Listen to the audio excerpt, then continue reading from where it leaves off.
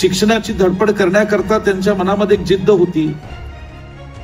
की ज्या परिस्थितीत त्यांना शिक्षण घ्यावं लागलं, ज्या खडतर परिस्थितीतनं बहुजन समाजातल्या एका शेतकरी कुटुंबातल्या जन्माला आलेल्या एका व्यक्तीला संघर्ष करावा लागला, हा संघर्ष पुढच्या पिढीला होऊ नये, पलूस कडेगावच्या मातीत जन्माला आलेली ही पुढची पिढी ही चांगली शिकावी आणि शिक्षणाच्या माध्यमातून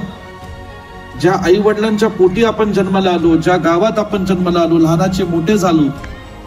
त्या आई वडिलांची, त्या मातीची, त्या गावाची सेवा व्हावी